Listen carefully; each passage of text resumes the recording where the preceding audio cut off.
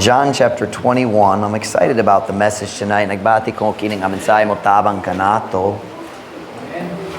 John chapter 21. Mag-start ta sa verse 1. Dayon baso na to hangtod sa verse 5. Or should I say versikulo? Kana akong gigamit sa book. Kapitulo, versikulo, magnusblid ko. John 21 verse 1. Kung nanasa amen. Tanamaning dog para sa pagbasa pulong sa Diyos. Ug karon dali ko kinahanglan mabalaka kabayan sa gamit nga dili kinahanglan mo gamit sa English kay kitang tanang kablo sa Bisaya karon. Ayaw mo storya karon. John chapter 21. Oh, I almost forgot. Kinahanglan tamagampo para sa igsonog. Dali bayaw binalayi. Is binalayi daughter-in-law or sister-in-law? What is sister-in-law? Bayaw is brother-in-law. Binalayi. And what's daughter-in-law? Binalayi? Same word. Malibog yun. Anyway, silang duha, o ilang duha ka anak, I hope. They should be in the air right now. Nag-fly sila 6 p.m., di ba? So, kung nibeya ang flight sa saktong oras, they are now on their way to Doha, Qatar, and then they have a shorter flight from Qatar to Nigeria, and then they will be home. So, ang ilang kapuyo sila sa Abuja, kanang capital, so they don't have to fly once they get to Nigeria, ulit na gyud. But pray for them. Safe ang ilang pagbiyahe. Both their kids are a little bit sick, nasakit kamay, and so pray for them as they go back home to the ministry. But it was nice to have them here. Blessing ang mensahe, di ba? Sa Domingo, blessing man. John 21 verse 1, let's read it. This evening, after these things, Jesus showed himself again to the disciples at the Sea of Tiberias. And on this wise showed he himself. Just for the record, on this wise means in this way. Niini nga paagi. That's what on this wise means. There were together Simon Peter, and Thomas, called Didymus, and Nathanael of Cana in Galilee, that's probably Bartholomew, and the sons of Zebedee, kinsa man kana, sons of Zebedee, see? John and James, or James and John, and 2 other disciples. How would you like to be those 2 disciples? You're not important. Dali maghiskot sa imong ngalan. Just 2 others lang. Verse 3. Simon Peter saith unto them, I go a-fishing. They say unto him, we also go with thee. Dili kini ang mensahe karong gabi, pero dapat ko maghiskot. Walay tao mag-backslide nga maginusara. Kanunay, kung mag-decision ka mag-backslide, modala ka og lain uban nimo. Kanamo ras dalok kayo ang tanan pag-backslide, kay modala ka og lain dali. Kung kinubuhit na lang, dali tinuod, mag-apektor sa uban. We also go with thee. They went forth and entered into a ship immediately, and that night they caught nothing. But when the morning was now come, Jesus stood on the shore. But the disciples knew not that it was Jesus. Then Jesus saith unto them, Children, have ye any meat? They answered him, No. Can you hear it? No. That's how good. Bisaya. Human ni ini nga mga butang, si Jesus may pakita sa iyang kaugalingon pag-usab nga to sa mga tinun-an dito sa dagat sa Tiberias. That's the Sea of Galilee. Pero nga linaw, just laing ngalan.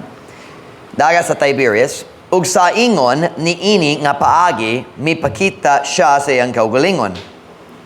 Dito nagkuyog si Simon Pedro ug Thomas nga gitawag og Didymo. Somebody tell me what Thomas ug Didymo means. Sunday school from last week. Twins, yes, silang duha pero nga pasabot.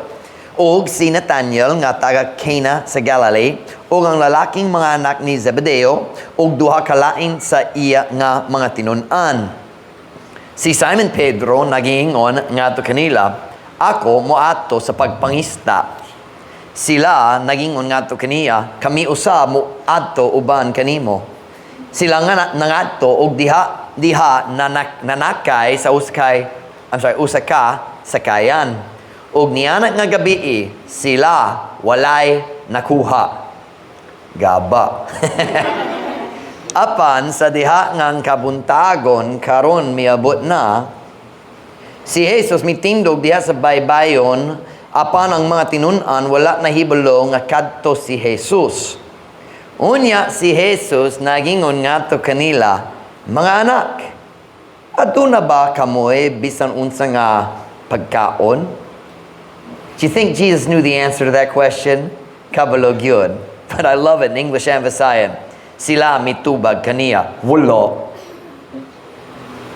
Or was it more like, wala? Title of my message is that statement by Jesus, children, have ye any meat? Mga anak, aduna ba kamoy bisan unsa nga pagkaon? Children, have ye any meat? Magampo na ta, dayon ko mong makalingkod para sa mensahe karon gabi. Heavenly Father, thank you for your goodness to us. Thank you for your faithfulness. Thank you for an encouraging day. Thank you for what you're doing. Now, Lord, I pray, God, that you'd bless the service, bless the message right now. Fill me with your spirit. God, please work through me, work in me, work in the lives of our people. Encourage us tonight. We love you. We pray in Jesus' name. Amen. Pwede ko mo maglingkod. Nahigugma gayud ko niining a story. Tungod kini ang perpekto nga panaglitan sa Kristohanon nga magsulay mo balik sa iyang daan kinabuhi. Sa iyang karaan kinabuhi sa wala pa siya naluwas. Kini nga story sa mga tinun-an nahitabo tunga-tunga sa panahon nga si Kristo nabanhaw pero wala pa siya English. I'm gonna mess it up. This story takes place between the time that Jesus rose from the dead and the time that he went back to heaven, the ascension. Nagsaka, can I use the word saka? Nag-isa, I'm not sure what the word is, pero nagsaka siya nga to sa langit. Saka is climb, so dali kayo. But, pwede ba saka?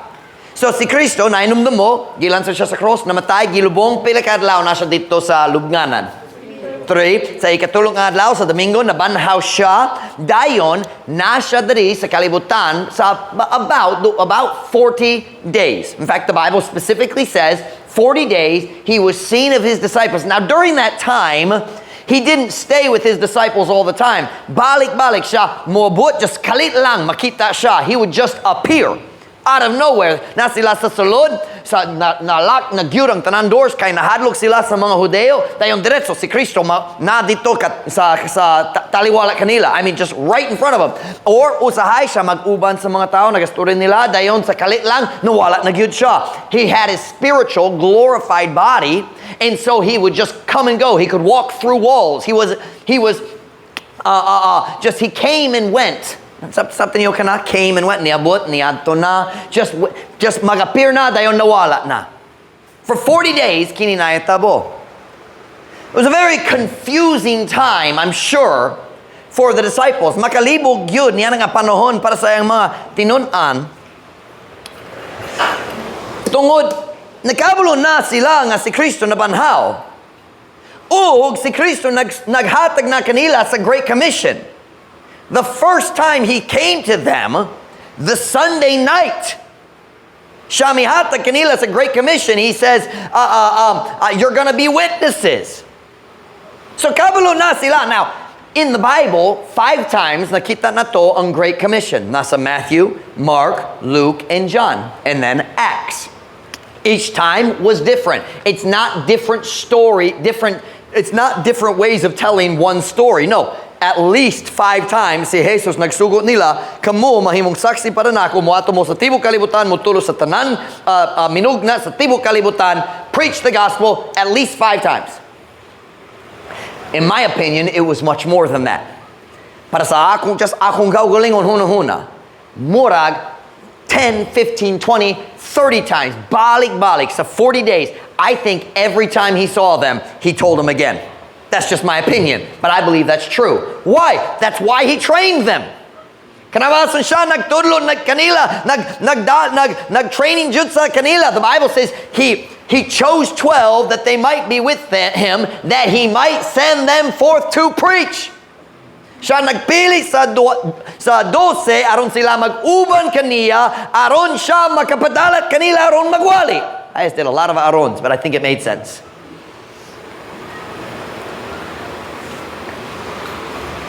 So they knew, stay with me now. They knew that Jesus was alive. And they knew they had a responsibility. Kabalo sila na sila responsibilidad nga magsulti sa tibok kalibutan kabayan ni Kristo. But there was one little problem. They couldn't start yet. Bawal ang mag-start. Jesus didn't say, go right now. He said, wait. Bisan human sa iyang pagbalik sa langit, kinahanglan gyapon sila maghula hangtod sa adlaw sa Pentecost. But they didn't know that. Wala sila kabalo unsa kadugay kinahanglan hulaton nila. Sayo pangram, mahulaton nila. They didn't know how long they would have to wait. He just said, tarry, wait. Let's look at it. Turn with me to Acts chapter 1 and verse 4. We know verse 8, but let's look at verse 4. Oh, I'm sorry, verse 3. Verse 3. Mag-start ta sa verse 3. Acts chapter 1 and verse number 3.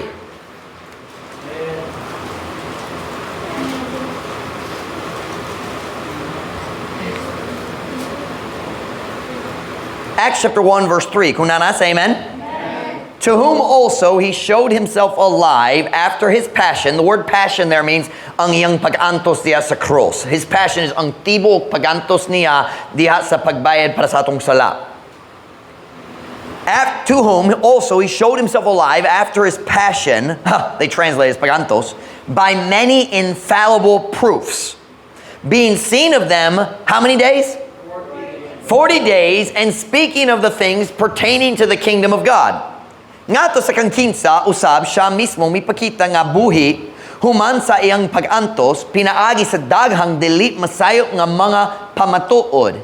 Ingon nga nakita nila sa kapatan ka adlaw ug nagasulti sa mga butang nga may kalabutan sa gingharian sa Diyos. So, the story we're discussing right now happened in those 40 days. We don't know exactly when, but it was probably mas duol-duol sa katapusan kaysa sinugdanan. So think about the situation. You know Jesus is alive. Kabalo ka nga buhi na si Kristo. Kabalo ka nga na kay responsibilidad, but you're just waiting. Unsa pa kadugay, wako kabalo. Maghula rata para sa saktong timing sa Ginoo. And then si Kristo nag-andam mo balik sa langit. Unsa ang gisulti? Maghula mo giyapon. Look at verse 4. And being assembled together with them, commanded them that they should not depart from Jerusalem. Now wait a minute, what's the command? Go ye into all the muato ka sa tibuok o magwali sa gospel nga to sa tanan minugna. Pero unsa ang gisulti? They should not depart from Jerusalem. But what? Wait. Naghula na, dugay na. Di ba? But wait for the promise of the Father, which saith he, ye have heard of me. The promise of the Father was the filling of the Holy Spirit that Jesus had promised. He said, it is expedient for you that I should go away. Sa Bisaya, kini mapuslanon alang kaninyo nga ako mo ato, nga ako ubiyet ninyo.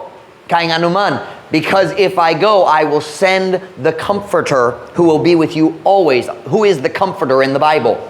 Who is the Comforter? He is the Holy Spirit. So that was the promise of the Father. In one place, Jesus said, ako mo padala sa Comforter. Sa laing lugar, yang gisulti, ang Amahan mo padala sa Comforter. He may not have been the word Comforter, it might have been Spirit of Truth. But who sent the Holy Spirit? Jesus or the Father? Yes.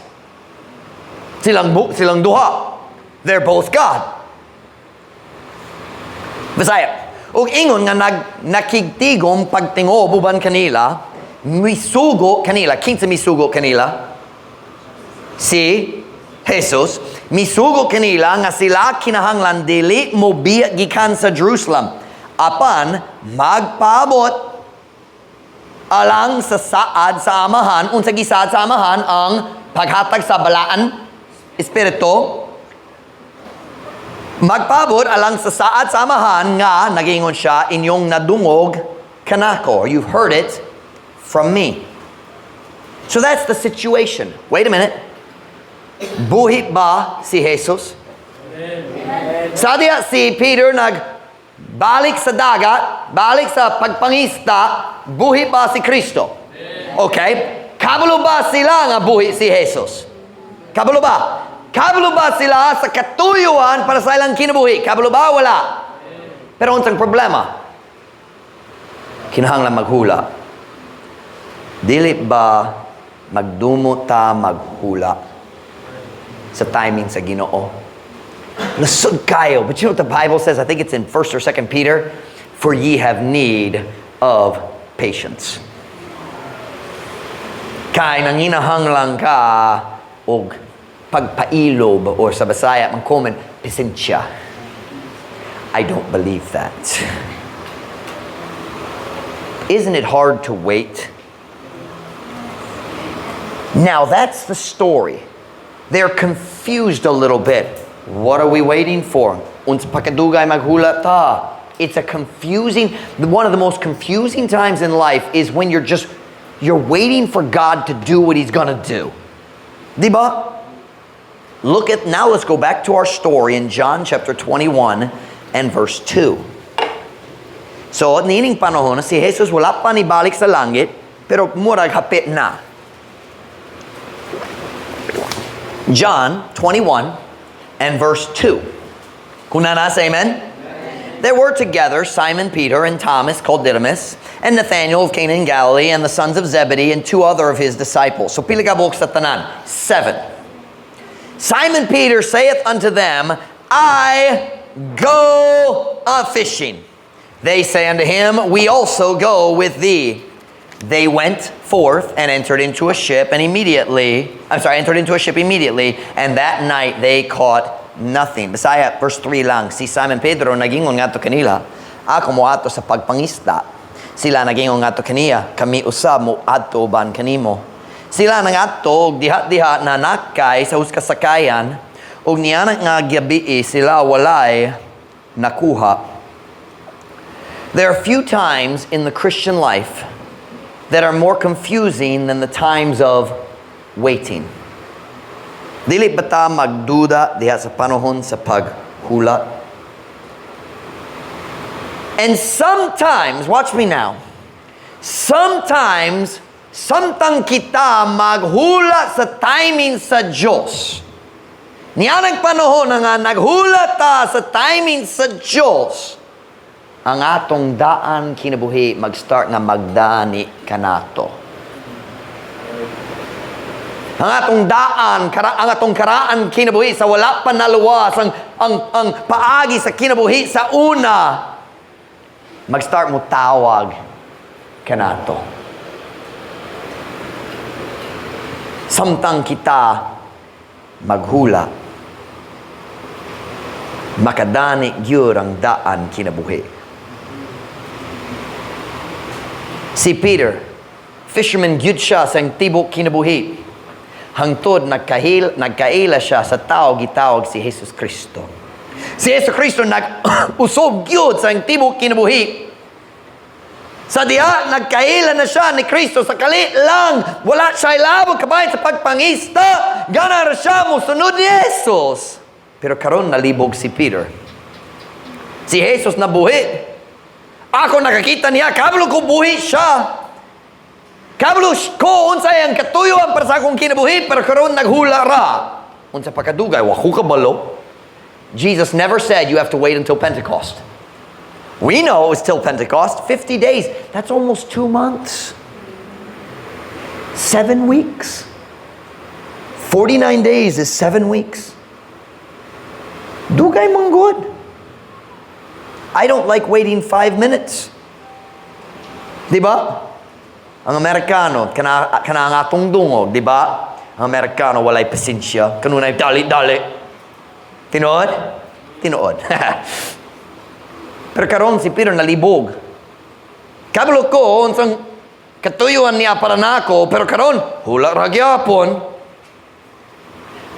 It's also very possible that Peter was feeling guilt tungod sa iyang paglimod ni Kristo. Nagpasan siya sa kabugaton sa pagkasad-an. But honestly, I think it was more than guilt. I think it was frustration in waiting for God's timing. Okay, when's Jesus going to appear? Wala ko kabalo. Well, I schedule. Only one time did Jesus schedule to meet them. It says in Acts chapter 1, he had appointed to meet them out on the Mount of Olives before he went back to heaven. That's it. The rest of the time, just appear, mawala, na, wala na. And there's that confusion of what are we waiting for? What are we doing? And during his time of waiting, is it gidani? Nadani? Unsa man? Nadani ang iyang kasing-kasing sa iyang daan kinabuhi. You see, fishing was what Peter was comfortable with. Comfortably good siya sa pagpangista, but he wasn't sure he was comfortable with this, let's go preach the gospel to the whole world thing. Pero comfortably good ang barko dito sa dagat. Comfortably good ang pagpangista. Comfortably good ang trabaho dito sa dagat. Kabalo siya nga pagpangista, makahatag niya og ligon nga what's the word, kabuhian? Panginabuhi. Kabalo siya nga fishing would take care of his family. Peter was married, probably had kids. Fishing was what he loved. It was where he was comfortable. Are you listening, girls? And the longer he waited, the more fidgety he got. Fidgety is, let's see here, lihokan. You ever seen a kid who's fidgety? Ang bata sa kindergarten? Lihokan yun, di ba? Ay, lingkod sa imong lingkuranan. Ayaw maglihok. Di kaya niya. All right, I want you to sit straight. Di ba? Lihokan. Don't we get fidgety when we have to wait? I need to do something. Kinahanglan ko maghimo sa bisan unsa. I need to. And Peter got fidgety. He got stressed. He got frustrated. Samtang siya naghula. Nasamot na ang iyang kalihukan. And then after days of thinking, maybe weeks of thinking, what did he say? Muadto kong sa pagpangista. You know what? I'm just going back to my old life. Kikapoy na ko niining tanan, di kaya nako, nagpakyas ko ni Jesus Cristo. I can't do it anymore. I'm just going to go back to my old life.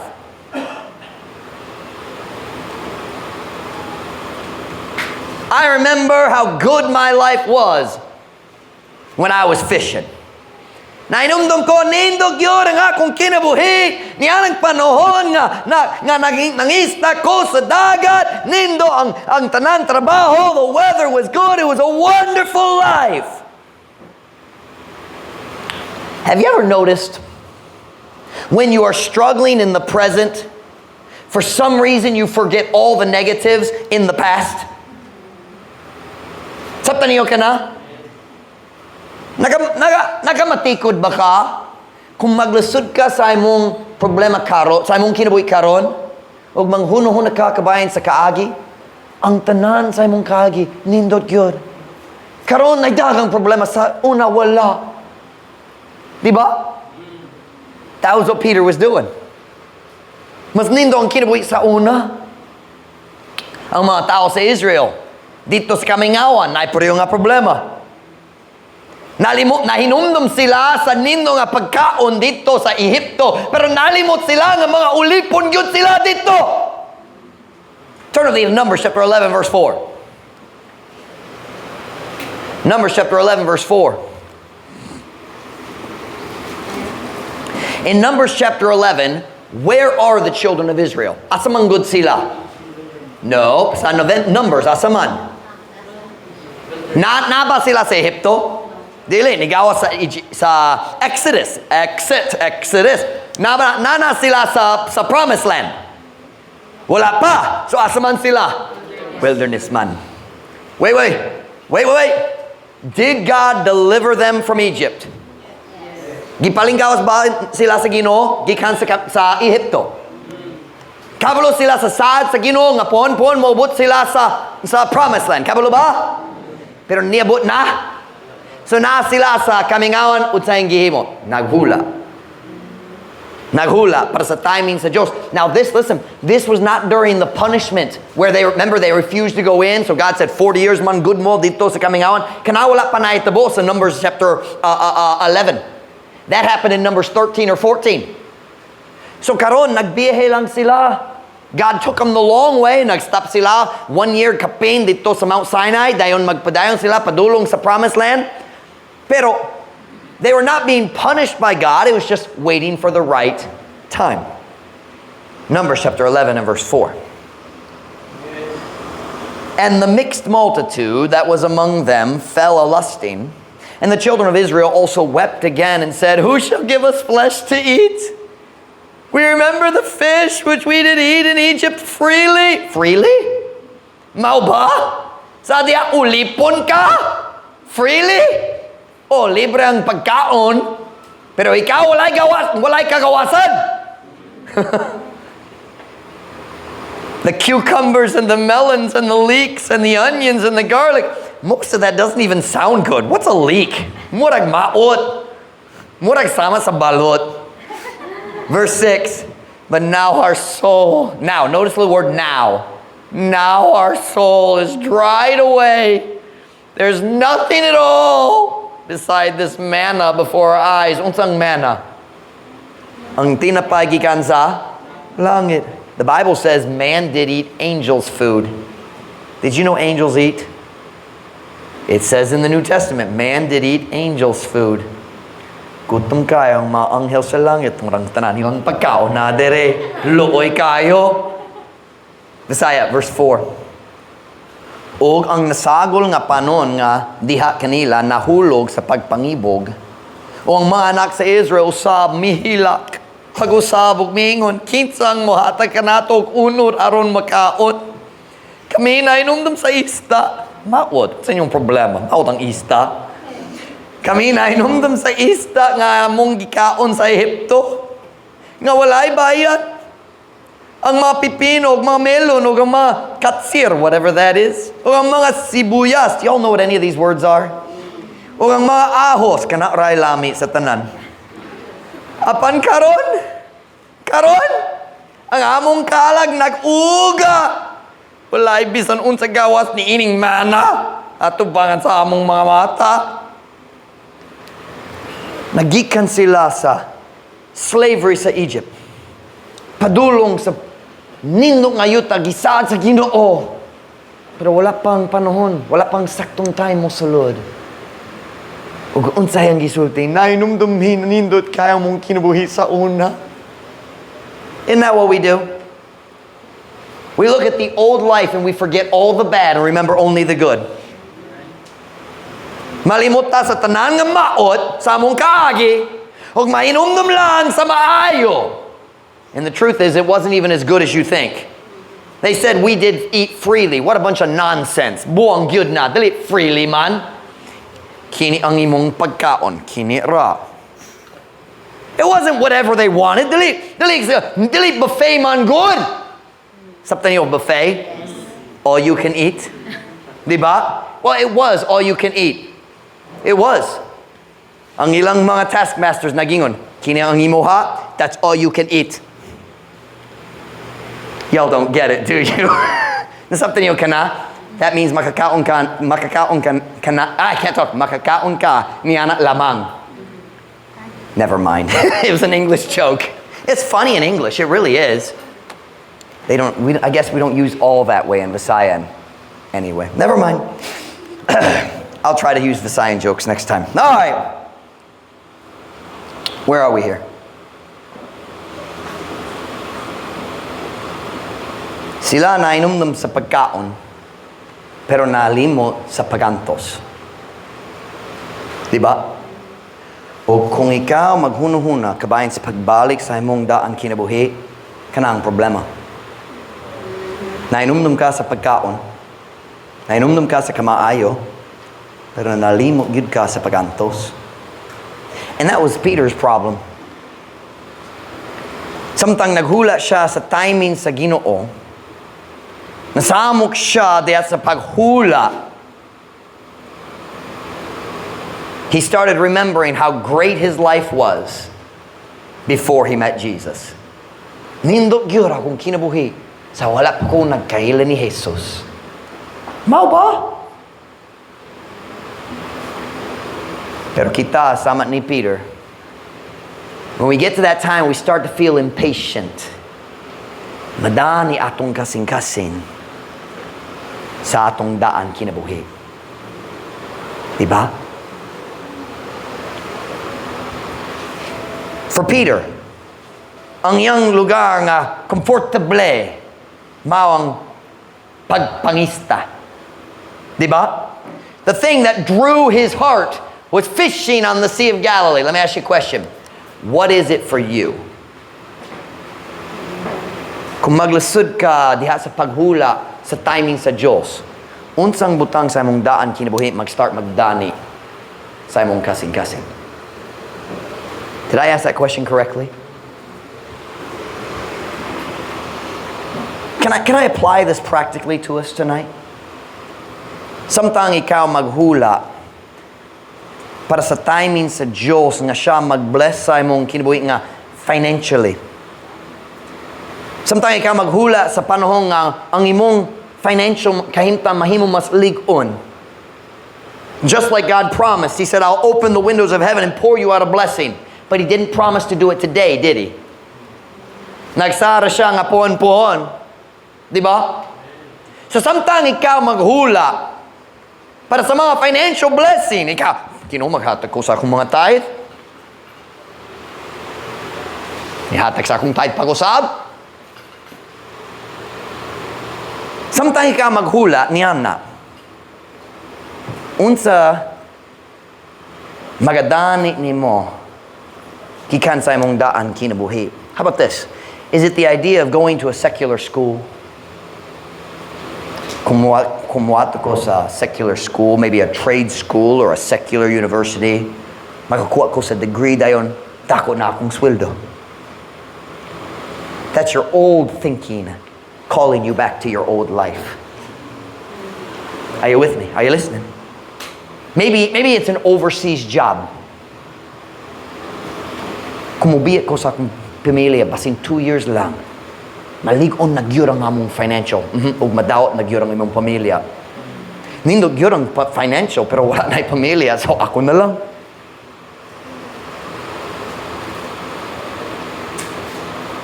Is it an overseas job?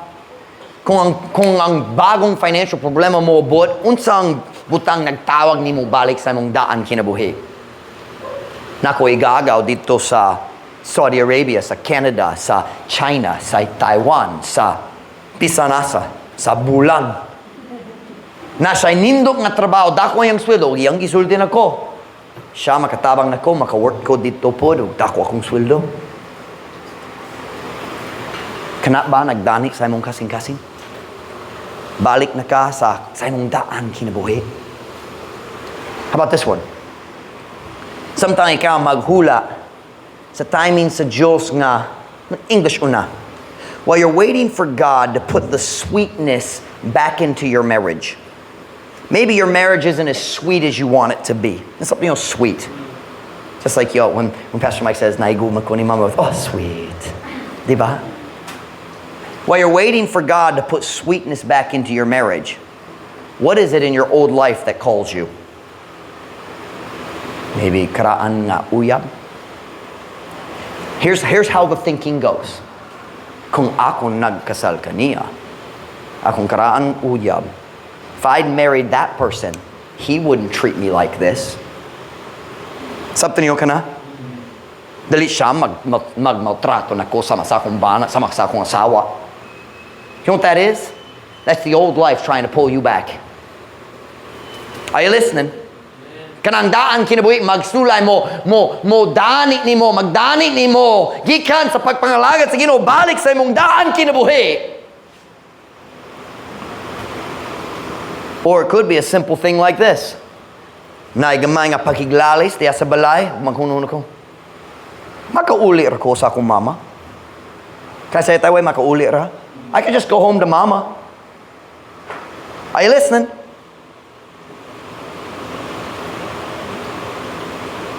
Kung break kayo ng imong mama, kung ikaw mo uli, siya mo sulti, balik na sa imong bana. Balik na sa imong asawa. Sa imong problema. Dako na katli, magpuyo dere. Or how about this one? Mga batanon, wala pa namin yun. Samtang ikaw maghula sa timing sa Diyos na siya mo dala sa saktong tao sa imong kinabuhi para sa special nga relasyon padulong sa kaminyoon. Samtang maghula ka o magbati ka, di gyud ko magkasal. 17 na ko, wala pa ko uyab. 19 na, wala pa ko uyab. So, ili ka pwede magkasal karon, nga naman nagdali ka.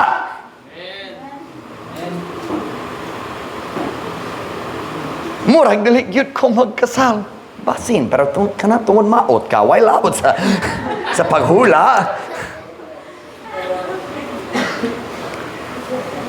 Wala pa tayo nag-start sa blind ministry dali sa simbahan. Ay paglaong sa umabot, hula na lang.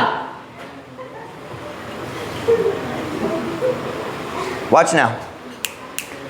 Kung mag-start ka, mahimong lihokan, pasin dali cute ko magkasal. Unsa nagtawag, unsa nagdani sa imong kasing-kasing. Well, pwede kong mag-chat-chat sa Amerikano, sa Facebook. Ayaw na. Maot na gyud ang imong English, di siya makasabot. But by the way, look at me. Girls, dili ang tanan Amerikano sama ni Brother Kerry. Siya ang exception. Kung na'y lalaki sa US nga nangita sa uyab sa Pilipinas, naay problema sa lalaki. Kung dali siya makakuha sa uyab dito sa US, murag na'y problema sa iyang batasan. Tungod ang babae nga nakailag yun niya, dali ganahan manguyab niya. So, unsiyang gisulti, dako akong kwarta. Kung dakang Pilipina, buot mo baligya sa ilang kinabuhi. Tungod ang Amerikano na'y kwarta. Mobiya sa plano sa Diyos. Now, I am not saying it is wrong for a Filipino to marry an American. Walay problema niya na.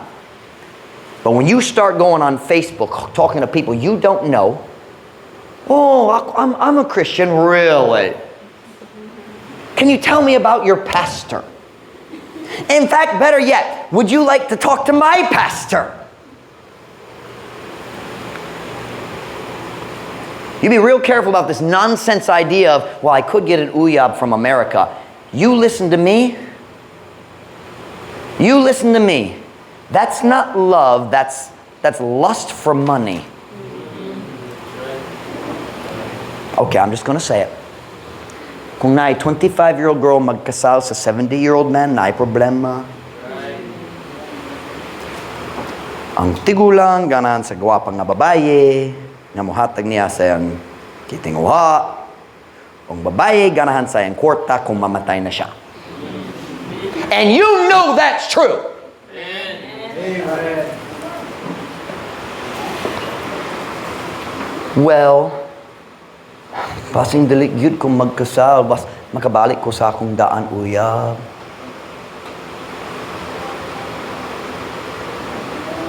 I got a better idea. Why don't you decide to wait for God's timing so you can have a good husband or wife? Amen.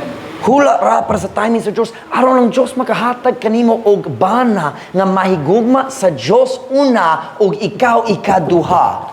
Amen. You watch me now. Naigugma ko sa Diyos labaw ni Ma'am Ruth. Og okay ra siya ni Ana. Tungod basta lang nahigugma gyud ko sa Diyos, ako mahigugma gyud kaniya. Amen. Are you listening? Kung ikaw mo kuha sa bana, nga naigugma kanimo lang, wa siya'y labot sa Ginoo, unsa mo pugong niya, kikan sa pagbiya kanimo, para sa mga babae, ang laing babae nga mas gwapa kay kanimo. Ha? Di ba?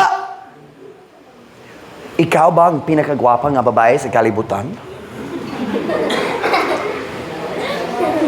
O bisan, marulman gud ka. 10 years na, dili na model. 2 ka anak. 3 ka anak. Perpekto ang iyang forma. Hangtod, ikaw pat nga anak. 5 na. Are you listening? You better be real careful when your heart starts trying to pull you back to the world. But we get fidgety, mahimong talihukan, samtang maghula. We start to think, well, nakadungog ko na lalaki sa akong class. Nag-crush siya na ko. So, basin, ang lalaki maghuno-huna. Wow. Oh, true story. I told Ma'am Ruth this earlier. True story. Pipila ka adlaw ni labay, nag-drive ko sa motor. Motor ka batubangan ako, nagsulay ko mo agi, so duol ko sa motor. Og college-age girl, likod sa driver. Og, nag-driving lang ko, wala ko naglantaw niya, nag-focus ko, pero, nag-smile siya na ko.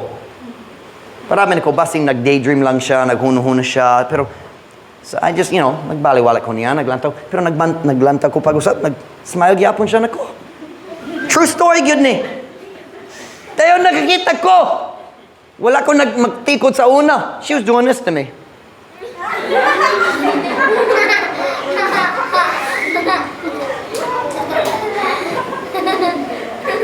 And some of you, if a girl did that to you or a boy did that to you, matunaw na imong kasing-kasing. Garan siya na ko. Kinahanglan mangayo sa iyang number. Kinahanglan ka mangayo sa Diyos para sa bagong utok. Say, Pastor Mike, what did you do? I didn't look at her anymore. Dali ko niyagi niya, mas kwapa ako na sawa kay kaniya. Ako niyagi, maot ka.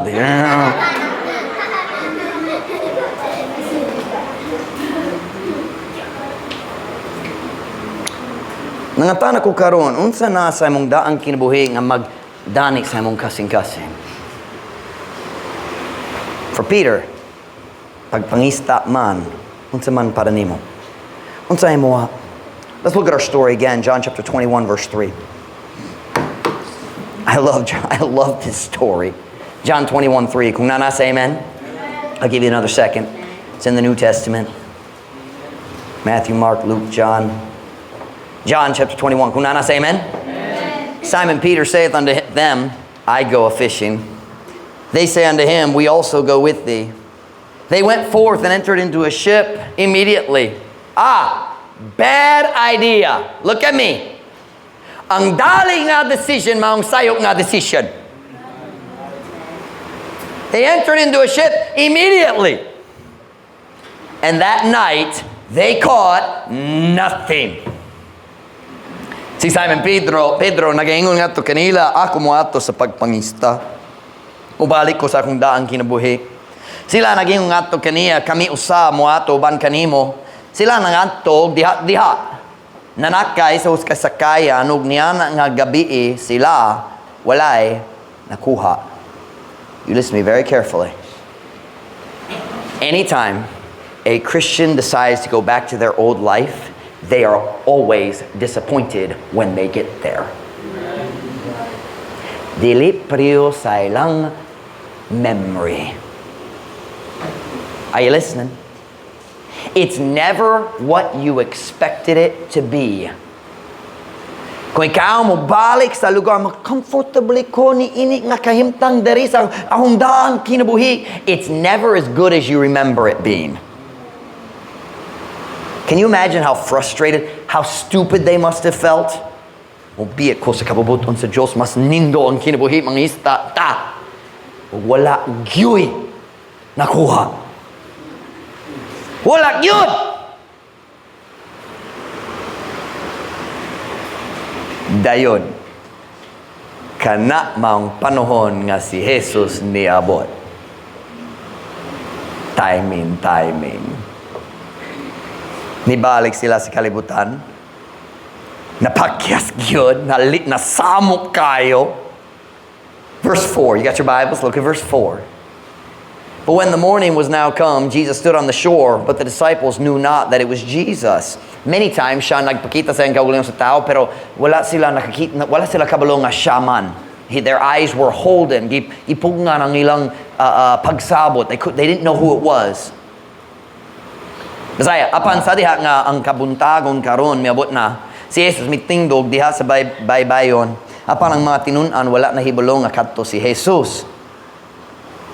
And then I love Jesus' question. So sila nasa sa barko dito, medyo layo pa, pero close enough nga makadungog sila sa tingod ni Jesus dito sa baybay. Ug si Jesus sakto gyud ang pangatana. Children, have you any meat? Na pangatana. Nga naman sila nangista aron mukuha og pagkaon. So unsay pangatana ni Jesus? Mga anak! Aduna ba kamoy bisan unsa nga pagkaon? Now, did he know the answer? Kabalo ba siya sa tubag? Kabalo gyud. Children, have you any meat? Do you know what he was saying? Here's what he was saying. Nakaplagan ba nimo ang imong gipangita? Did you find what you were looking for? Are you listening, girls? Nibalik ka sa imong daan kinabuhi. Nakaplagan ba nimo ang imong gipangita? Natagbaw ba ka sa resulta sa imong decision sa pagbiya sa kabubuton sa Diyos? Here's what he was saying. Kamusta ang imong pag-backslide? Nalipay ba ka? Have you any meat? Did you get what you wanted? And the answer is always the same. Voila. When a Christian goes back to the world, they never get what they're looking for. Dili gyud makaplagan kanang kalipay nga gipangita nila. Y'all listening back there? Have you any meat? Kamusta ang imong pag-backslide? Here's the message tonight. Listen to your pastor. Kinang mensahe. When a Christian decides to go back to their old life, dili gyud siya mukaplag sa iyang gipangita. Kanunay ma-disappoint siya. Ang daghang tao mubalik sa ilang daang kinabuhi para sa daghang lain-lain rason, pero dili gyud sila mukaplag sa ilang gipangita. Turn with me to Hebrews chapter 11, verse 13. Verse 15. Hebrews 11. Got your Bibles? Hebrews 11, verse 15. Doon sa katapusan sa imong Biblia. It's the last, slightly longer book before Revelation.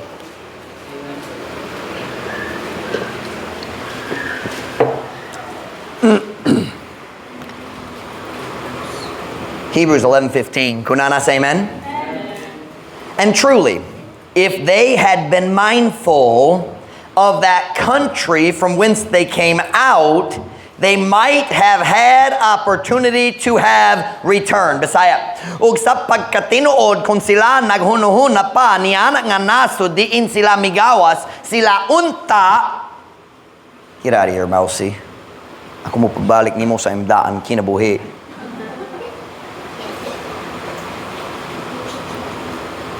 Bisaya, kung sila naghunuhuna pa ni anak nga naso, or we could say ni anak nga dapit, yan ang lugar, din sila migawas, sila unta adunay kahigayonan sa pagbalik. Paminaw, nga naman ang tao mobalik sa ilang daan hunuhuna. Tungod sila maghunuhuna, o maghunuhuna, o maghunuhuna, o maghunuhuna, kabahin sa daang kinabuhi. And he says here, if they had done that, basin sila nakabalik man. So what did they do? He said, dili mi maghunuhuna kabahin ni Ana. Mag-focus ko sa sad sa Ginoo sa atubangan. Dili ko mabalik. Why don't you just decide tonight to stop thinking about your old life? If you don't think about it, you won't go back. Dapat ka mag-decision karong gabi maghula lang ko para sa timing sa Diyos. Tungod ang iyang timing kanunay sakto manggod. Dali ko masamok hangtod maghula. Magpadayon lang ko. Jesus said, "Children, have you any meat?" Wala. O kung ikaw mo balik sa kalibutan, kung ikaw mo balik sa imong daan kinabuhi, ikaw po, dali mo kuha sa imong gitinguha. Why don't you just make the decision tonight, maghula para ko sa timing sa Ginoo. Gipili na kong sundon si Jesus. Gipili na kong sundon si Jesus. Gipili na kong sundon si Jesus. Why pagbalik? Why pagbalik? Have your head bowed, every eye closed.